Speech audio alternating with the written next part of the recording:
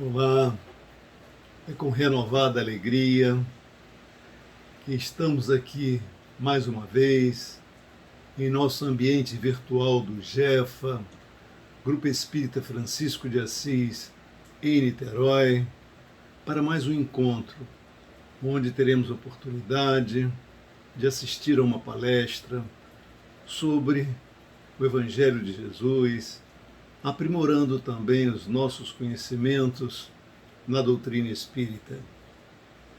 E para nossa grande alegria, temos hoje aqui a nossa amiga Magali Andrade, do GELA, Grupo Espírita Leôncio de Albuquerque, também aqui da nossa cidade, e que irá nos falar sobre o tema Só enxergo os defeitos dos outros.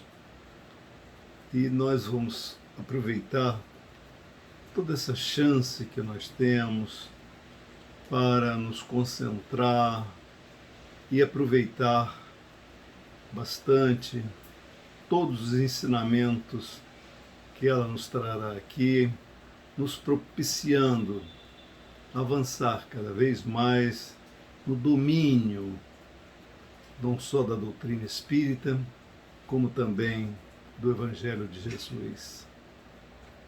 Vamos então orar para rogar a Deus, o nosso Pai generoso, que nos permita, nesta ocasião, desfrutar dos conselhos, das sugestões, dos estudos que a nossa irmã Magali elaborou, a fim de que possamos aprender um pouco mais. Nós rogamos a Jesus, o nosso Divino Mestre, irmão e amigo de todas as horas, que siga nos orientando. Nós pedimos aos amigos espirituais, envolvidos em todas as nossas atividades, sobretudo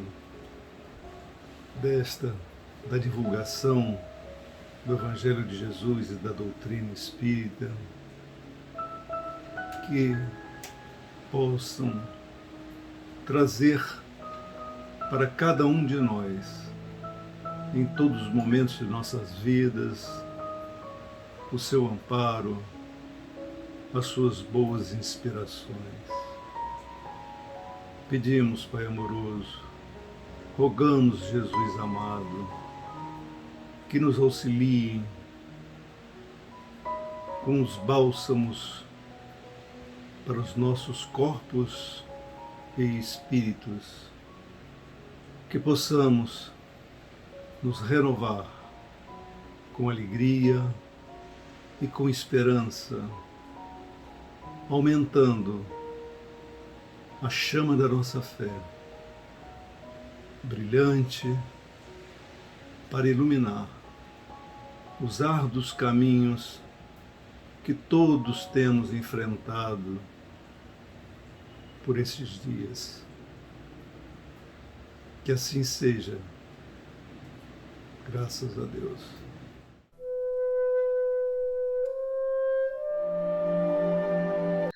Boa noite, meus amigos do Francisco de Assis do GEFA, essa casa amiga e irmã do Leôncio.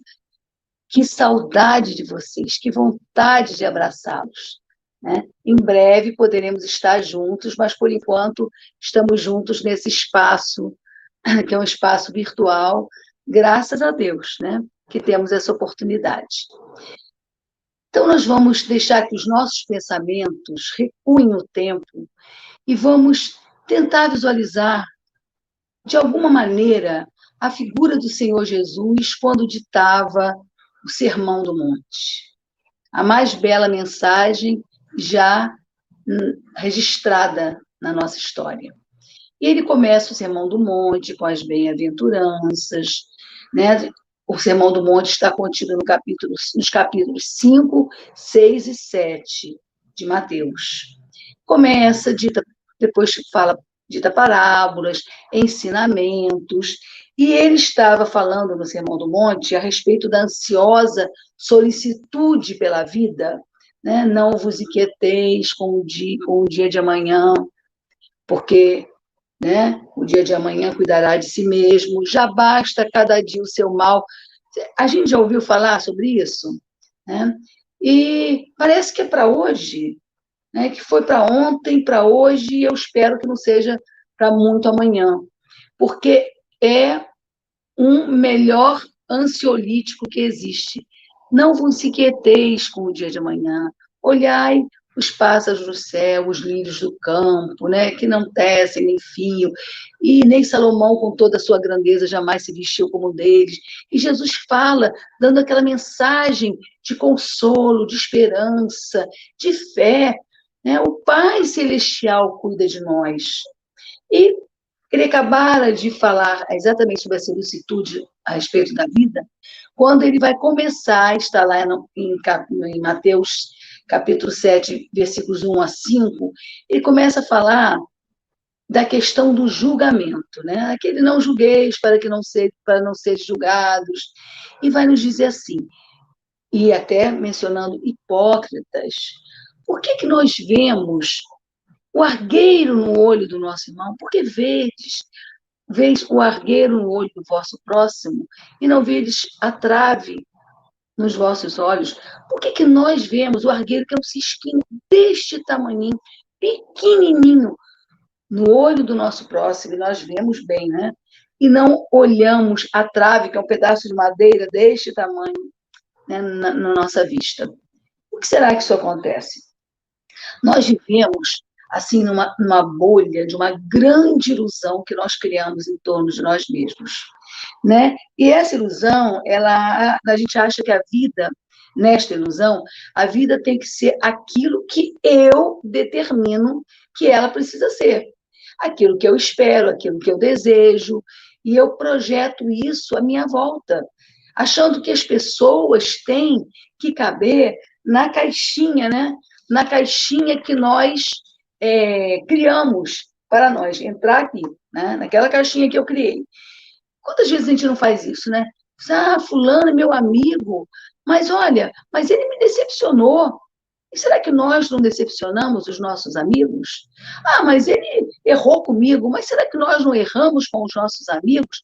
Mas nós exigimos do nosso amigo aquilo que nós não podemos oferecer, que é uma perfeição de amizade que nós não temos para oferecer, mas nós exigimos do outro, porque nós criamos essa ilusão, né, o fantástico mundo de Bob, e queremos que tudo aconteça de acordo com os nossos desejos.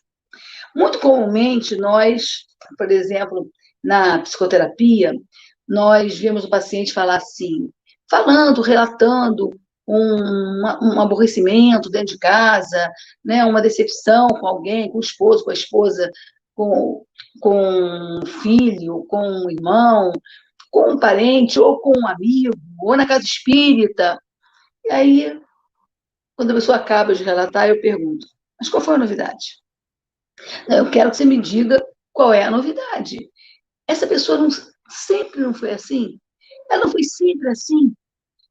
E qual foi? Por que você esperava? Mas eu esperava que ela tivesse mudado. Eu esperava que ela tivesse tido uma outra atitude, mas por quê? Se ela não lhe deu nenhuma pista, nenhum indício de que ela estava se modificando, ou que ela queria se modificar. Mas nós criamos a ilusão de que o outro vai mudar, né? É muito comum isso, dizem, né? Antes de casamento, né? Diz que a mulher, quando casa, ela espera que o homem mude. Ela fala, não, mas vai mudar. Depois de casar, ele vai mudar. Quando tiver a questão do lar, né? Sentir, né? Um pai de família, ou casado, ele vai mudar. E diz que aí o homem não muda. Mas o homem, ele casa achando que a mulher nunca vai mudar, mas ela muda, né? Enfim, essas ilusões são responsáveis por muitos problemas nos nossos relacionamentos, né? essas ilusões que nós nos propomos, que nós criamos. Nós tentamos ajustar o outro, né, segundo o nosso desejo, e aí nós nos desiludimos porque nós nos iludimos. Só há desilusão porque há ilusão. Interessante, tem um livro chamado Lírios da Esperança, o médium é o Vanderlei Oliveira, se eu não me engano, e o espírito é Hermance de Foucault. Não vou entrar aqui no mérito da autenticidade do livro, enfim, que há uma discussão a respeito disso. Mas existe no livro um caso muito interessante de uma dirigente que criou uma casa espírita, fundadora de uma casa espírita, dedicou-se a essa casa espírita durante 30 anos, chamada Selena. Ela dirige aquela casa espírita, foi presidente da casa espírita por 30 anos, e dedicou a sua vida mesmo. Mas era uma pessoa extremamente autoritária, né? E administrava segundo a sua vontade. Tinha uma diretoria ali, mas quem mandava era ela. E ela chamou para si uma companheira de trabalho e foi orientando, dizendo como ela era. Quando eu desencarnar, você vai ser minha sucessora. Olha, ela vai ser minha sucessora. Né? E mostrava, eu faço assim, eu faço assado, eu faço assim, eu faço assim. E a Selena desencarnou. Chegou ao mundo espiritual, ficou numa situação, acordou num quartinho de hospital, numa cama de hospital, ficou um pouco indignada, porque, afinal de contas, ela dedicou a vida dela ao doutrina espírita e à casa espírita por mais de 30 anos. Ela foi fundadora daquela casa espírita, reclamou com os espíritos: eu quero trabalhar, eu quero fazer uma atividade, né, uma tarefa, e não ficar numa cama aqui. Minha irmã, diziam os amigos espirituais, você tem ainda que aprender, algumas coisas precisam ser tratadas em você. E ela: não, tratados em mim, nada, que isso, eu não tenho nada para tratar. Eu sou Selena, diretora e fundadora da casa tal, vocês sabem quem eu sou? Vocês sabem o que está falando? Como diz o Cortella, né, que diz assim, e você sabe? Né? Quando alguém diz para a gente, você sabe com quem está falando? A gente responde, e você sabe? Então, os amigos espirituais, naquela sabedoria, convidaram-na. Tia Selena, vai haver uma reunião de diretoria para a posse da nova diretoria. Você gostaria de ir conosco para assistir? Claro, casa espírita que eu fundei, claro que eu quero, afinal de contas, fulana, se eu não me engano, o nome era Angélica, mas eu não tenho certeza, não. Fulana vai estar lá me representando, eu fiz dela minha sucessora. E aí, ela foi assistir, né, a reunião da diretoria, né, de posse da diretoria. E aquela sua amiga e sucessora começou a sua fala dizendo o seguinte: bem, nós estamos aqui, né, para tomarmos posse da nova diretoria, e todos sabem a falta que a nossa companheira Selena faz para todos nós, a dedicação, né, que ela teve por essa casa, né, ela doou mais de 30 anos de sua vida ao trabalho desta casa, a quem nós devemos muito. Entretanto, todos nós conhecemos o temperamento da nossa amiga, que tinha um temperamento autoritário, né, centralizador. Quando ela ouviu a sua sucessora falar assim dela e está dizendo: eu quero fazer uma gestão compartilhada de decisões com vocês, o que ela achava um absurdo, ela teve uma crise nervosa e saiu dali, levada pelos benfeitores, meio inconsciente. Ficou um tempo lá, meio que delirando, né, onde estava. Quando despertou, os benfeitores apontaram para ela, né, o que ela ainda precisava, e ela teve que ter essa vivência para poder realmente entender que ela tinha questões dentro dela, questões dentro dela que ela precisava modificar. Né? Nós nos defrontamos com uma coisa chamada personalismo, que tem a sua base em quê? No orgulho. Sabe aquela coisa assim, de dizer as coisas têm que ser do jeito que eu quero? tudo tem que ser do jeito que eu quero. Você pode escolher qualquer cor, desde que seja azul, tá bom? E assim nós vamos nos entregando, e com isso não vemos a trave nos nossos olhos. Só vemos, né, o argueirozinho no olho do nosso irmão. Mas por que o argueiro no olho do nosso irmão nos incomoda tanto? Por que será que ele nos incomoda tanto quando nós temos uma trave nos nossos olhos? Exatamente por isso. Porque nós temos uma trave nos nossos olhos. Porque o argueiro no olho do nosso irmão denuncia a trave que nós temos nos nossos olhos. É exatamente por isso que nos incomoda tanto. Só por isso. Nós fazemos uma coisa que em psicologia nós chamamos de identificação projetiva. Nós nos projetamos no outro e passamos a nos ver, e às vezes a nos combater através do outro. Vocês já viram autoritário se dar bem com autoritário? Inseguro se dá bem com inseguro? Medroso se dá bem com medroso? Porque, na verdade, o que nos incomoda no autoritarismo do outro é o nosso próprio autoritarismo. Né? Nós temos essa questão dentro de nós. E nós estamos tão projetados por aí, por isso somos tão críticos. Emmanuel nos diz, toda vez que alguma coisa no outro nos incomode muito, olhemos para dentro de nós e perguntemos-nos, por que isso me incomoda tanto? O que será que isso denuncia dentro de mim?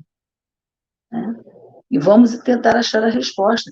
Usar esse viés, ao invés de combatermos o outro, usarmos esse viés para nos melhorar, né? Para progredirmos. Mas como é que nós vamos resolver isso? Essa história da gente ficar se projetando e não se enxergando e não vendo a trave nos nossos olhos. Como é que nós conseguimos resolver essa questão? Né? Para, pensa, roça a cabeça, né? E diz, realmente é complicado. Mas, em primeiro lugar, é deixarmos de usar tanta energia que a gente usa para ficarmos tomando conta da vida do outro, né? Da atitude do outro, do pensamento, até do pensamento do outro a gente quer controlar. E vamos usar essa energia para mergulharmos dentro de nós e nos conhecermos. Podemos, com essa questão, com esse movimento, melhorarmos as nossas dificuldades, extirparmos os nossos defeitos e desenvolvemos as nossas virtudes. Porque esse mergulho não é só para ver defeito, não, é para ver possibilidades que nós nem enxergamos, mas que existem dentro de nós e podemos fazer florescer, podemos fazer brotar e podemos fazer crescer dentro de nós. Não é verdade? E como fazer isso? Né? Qual seria o método de fazermos isso, o meio? E aí, nós vamos lá na questão de O Livro dos Espíritos, a questão 919, onde Kardec pergunta aos espíritos, de maneira clara, qual o meio prático e eficaz que tem o homem de melhorar-se nessa vida e resistir à atração do mal?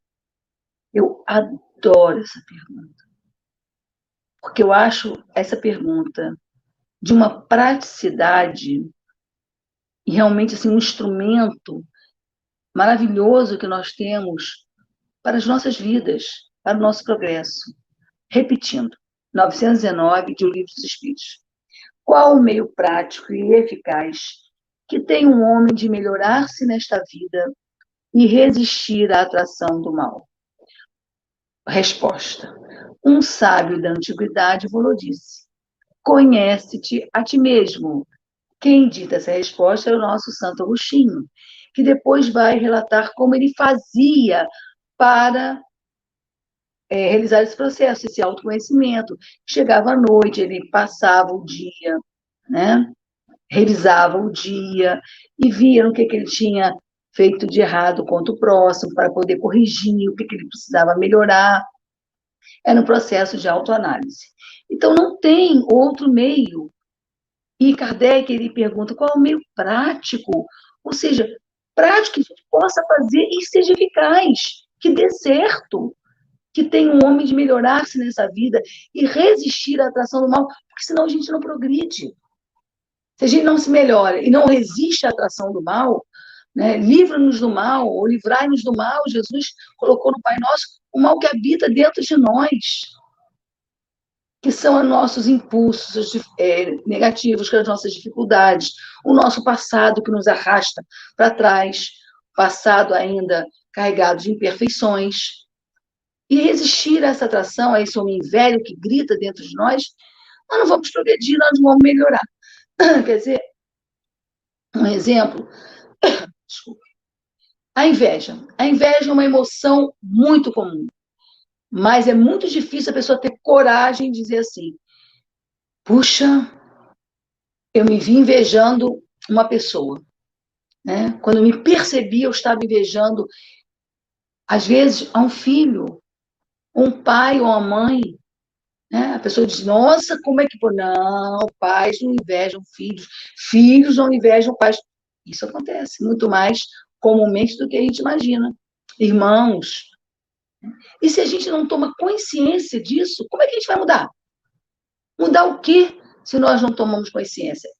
Eu vou dar um exemplo pessoal com relação a essa questão. Eu criei 4 filhos numa casa de 2 quartos, portanto, 4 filhos num quarto só, e um banheiro. Então, devia ser muito animado. Vocês imaginam 6 pessoas se arrumando para ir para a escola, para sair, para não sei o quê, né? E um banheiro. E aquele que queria implicar demorava mais, e o outro batia na porta, e o outro não saía. E aquela coisa, até que um dia, num num domingo, sábado era dia do Leôncio, né? Infância, mocidade, né? E eles tinham tido um trelelê lá de manhã, sai daí, você não faz, você demora muito, e sai, eu preciso entrar. Enfim, teve uma briga lá nos irmãos por causa de banheiro. E nós fomos depois para o sítio do avô deles. E no sítio do avô, ao lado do sítio, tinha um outro sítio, que era de uma parenta muito querida, que já está no plano espiritual. Muito amada, muito querida. Eu fui visitá-la, sempre eu ia visitá-la. E lá, ela conversando, falou assim, Magali, minha filha, minha querida, um doce de pessoa, você não quer ir ver, que atrás desses 2 sítios, tinha uma fazenda da filha e do genro dessa senhora. E estava construindo uma casa, a casa da fazenda. E ela falou, você não gostaria de ver a casa de fulana? Está ficando tão bonita, está quase acabando, né, a obra, vamos lá para você ver. Olha, está uma beleza, minha filha. Olha, acho que agora eu esqueci se eram 7 ou 9 suítes. São 7 ou 9 suítes, né? Obviamente, 9 quartos com banheiros, né? E tem, não sei quantas, 2, 3 salas, e tem uma cozinha grande, lavabo, banheiro para cá, banheiro para lá. Eu contei os banheiros na minha cabeça e deram mais ou menos uns 12 banheiros. Eu falei, não quero. Eu falei, desculpe, minha querida, desculpe, eu não quero ir lá. Ela falou, mas por quê? Eu falei, porque eu vou ser muito franca com a senhora.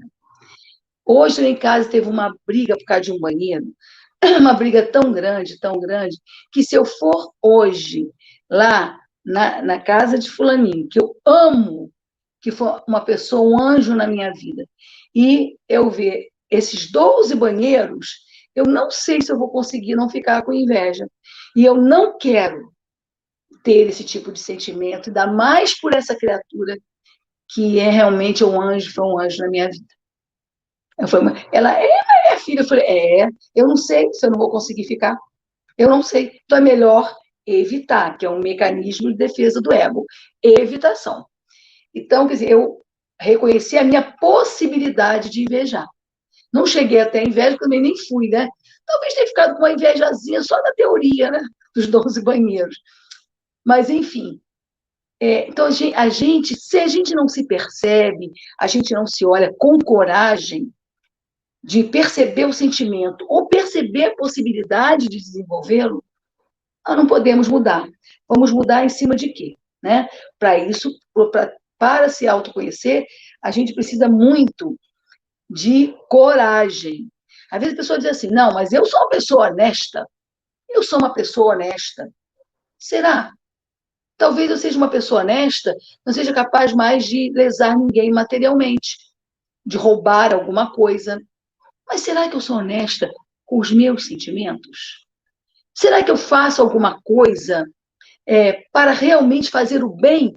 Ou eu faço aquilo para me exibir, para aparecer, para ganhar bônus horas em nosso lar, achando que eu vá para nosso lar após a desencarnação? Será mesmo que eu estou sendo honesta com os meus sentimentos? Né? Eu digo assim, não, eu sou uma pessoa honesta. Aí eu vou lá e furo a fila da vacina, eu tento furar a fila da vacina, ou vou para outro município me vacinar, quando eu tenho que vacinar no meu município, tirando a vez de uma pessoa, ou tirando a vacina de uma pessoa que pertence àquele outro município que eu fui lá me vacinar. Será que eu sou uma pessoa honesta? Será que eu sou uma pessoa honesta quando minto? Ah, mas é uma mentira branca. Não tem mentiras brancas. Ou é verdade ou é mentira. Será que eu sou uma pessoa honesta? Mas se eu olho para dentro de mim, meu Deus, eu tenho já a honestidade nesse aspecto, mas nesse aqui eu ainda não tenho. Eu me lembro muito de Divaldo contando que certa feita ele deu uma aulinha na Mansão do Caminho para as crianças sobre a mentira, falando da mentira, dos inconvenientes da mentira, que a mentira era uma coisa ruim, etc, né, etc e tal. E acabou, né, a aula, a aulinha e tudo. Ele estava, foi para o seu trabalho, para o seu gabinete, para o seu escritório, estava lá selecionando as mensagens, datilografando as mensagens, naquela época datilografando, não digitando. Quando chegou o porteiro, falou assim, seu Divaldo, olha, tem uma senhora aí que precisa falar com o senhor. Ele estava muito atarefado, ele tinha que sair, ele tinha que entregar aquele material. Ele foi. E tinha um aluninho que tinha assistido a aulinha dele, chamado Joãozinho, que estava lá brincando com o carrinho perto, né, na porta do escritóriozinho dele. Aí ele falou assim: ai, seu fulano, vai lá, diz que eu não estou, diz que eu não estou. Aí o menino falou assim: mentindo, não é, tio Divaldo? Ele falou que ficou lívido, ele ficou sem graça. Ele falou assim: não, não, quer dizer, vá lá e diga que eu estou, que eu estou ocupado, que eu, nesse momento que eu estou, diga que eu estou, mas que eu não posso atender nesse momento. Aí o garotinho, outra mentira, né, tio Divaldo? Ele falou, garoto! Ele falou, garoto, me deixa. Peraí, dá licença, eu vou lá atender. Aí levantou e passou, foi lá, atendeu a senhora, que precisava muito. Aí disse que passou a semana inteira, toda vez que o menino passava por ele, fazia assim com o dedinho. E ele tendo, né, que perceber, e ele falou assim, eu prometo, né, a mim mesmo, ele falou que prometeu a si próprio, daquele momento em diante, nunca mais ele mentir, né? Essas mentiras que a gente chama de inocentes, mas que não tem nada de inocente, né? Mas por que será que nós evitamos essa tomada de consciência? Né? De olharmos para dentro de nós, enxergarmos as nossas questões, é exatamente para evitarmos a culpa. Né? Nós queremos evitar aquele sentimento de culpa que nós não devemos, inclusive, cultivar. Né? Quem tem culpa merece castigo. Então, a gente se julga, a gente se culpa e a gente se pune. E a punição maior que a gente pode se dar é a infelicidade. Né? Então, a depressão, na base das depressões, nós vamos encontrar quase que na totalidade o sentimento de culpa. Então, a pessoa evita o sentimento de culpa, mas distorcendo a realidade, maquiando a realidade. Temos que ter a coragem de enfrentarmos a nós mesmos sem elaborarmos sentimentos culposos que não nos levam a lugar nenhum. Allan Kardec vai falar da questão do argueiro, da trave nos nossos olhos, dessa nossa tendência a só enxergarmos o defeito no nosso próximo e não enxergarmos as nossas dificuldades. No Evangelho segundo o Espiritismo, no capítulo 10, item 9, bem-aventurados os misericordiosos, porque alcançarão a misericórdia. Como é que eu vou ser misericordioso né? Se eu não consigo alcançar essa misericórdia dentro de mim. E para alcançar essa misericórdia, eu preciso me conhecer, trabalhar os meus sentimentos, né? Revolver a terra, né? O solo de minha alma com coragem, mas com generosidade. Não é aquele mergulho de cabeça para ter fratura de crânio, não é aquele romper, arrombar de portas, não é isso. É com delicadeza, mas com coragem. Vamos olhar para nós mesmos com coragem e assumirmos as nossas deficiências, as nossas dificuldades. E aí nós vamos ver que o outro, né, quando nos incomodava tanto, é porque ele denunciava sem querer, às vezes querendo, né? Porque dizem que os nossos inimigos são os nossos maiores amigos, porque eles apontam o dedo para as nossas dificuldades, quando nossos amigos tendem a disfarçá-las. Você vê que quando aquele padre, lembram-se daquele padre, primeiro da vida de Chico, que atormentou, primeiro não, perdão, o segundo, né? O primeiro foi um pai que ele teve, né? O segundo que perseguiu muito ele, etc. E quando um dia Emmanuel aparece para Chico e fala assim, Chico, vamos orar, porque hoje acabou de desencarnar um grande amigo seu. Ele foi, Emmanuel, mas quem? Seu fulano, Beltrano, Cicrano. Não, não, não, não. Mas então quem foi? Foi o padre fulano. Mas ele, Emmanuel, meu amigo, foi. Mas ele me perseguiu tanto. Ele vinha para cá, falava coisas horríveis, né? Me difamava. Pois é, Chico, mas graças a ele você andou numa linha, uma linha bem grande, para não cometer um deslize, para não dar motivos para ele falar mais ainda. Então, ele foi seu amigo. Lembram-se do irmão Jacó, no livro Voltei, Psicografia, do Chico Xavier? Que depois, quando ele chegou no mundo espiritual, apagadinho, tinha sido presidente da FEB, né? Aliás, ajudou muito, né? Instalou o Parque Gráfico da FEB, financiou o Parque Gráfico da FEB, trabalhou nas reuniões mediúnicas por muito tempo, mas ele era muito crítico, né? Especialmente dos padres, quando se comunicava através da mediunidade. E chegando lá no mundo espiritual, ele estava apagadinho, os espíritos com a sua irradiação, ele é apagadinho, né? E aí, um dia, numa ida a uma região do umbral, e acompanhando uma tarefa dos amigos, ele encontrou aquele grupo, um grupo de padres que ele criticou muito nos debates mediúnicos, que viravam debates, né, com ele. E aí os espíritos reconheceram ele, começaram a falar, a apontar dentro todos os defeitos dele. Você está falando, agora você está aqui, você é isso, você é aquilo. E aquele sentiu aquele impacto, até que ele percebeu a oportunidade. Primeiro ficou um pouco indignado, e sempre que podia, ou quase sempre, ou quase todos os dias, ele ia para aquela região, encontrava com aqueles chamados inimigos, né, adversários dele, que apontavam, e ele ficava ali ouvindo, olhando para dentro de si, tomando posse dos defeitos, reconhecendo, começou a sentir compaixão daqueles irmãos, até o dia que ele começa a ver uma luz, né, irradiar-se junto a ele, e começou a procurar quem seria. Certamente estaria refletindo a luz de alguém, mas já era a própria luz. Mas foi um trabalho difícil, né? E foi através dos adversários. Então, para isso, né, para a gente alcançar a misericórdia, primeiro nós precisamos nos conhecer, reconhecer as próprias dificuldades, resolvê-las. Precisamos aprender a perdoar a nós mesmos, para podermos perdoar o nosso próximo.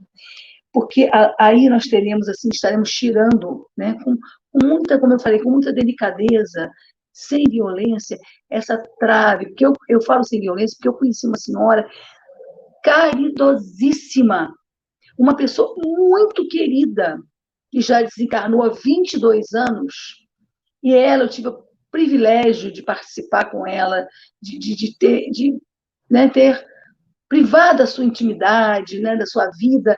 E ela me contou que, às vezes, né, quando era mais jovem, ela ia para frente do espelho e batia na cara dela assim, batia mesmo, suma assim, batia com força, tá? Não vou bater, não, vou poupar meu rostinho. Batia com força. Sou sem vergonha? Olhando para o espelho. Você não tem vergonha na cara, não? Você ainda comete esse tipo de erro? Você é espírita? Eu falei, mas jura? Não, fazia, eu ficava com raiva de mim. Quando eu via que eu tanto tempo de espiritismo ainda estava com esse tipo de comportamento, com esse tipo de atitude, eu ia para frente do espelho e batia a minha cara. Não precisa, ninguém precisa fazer isso.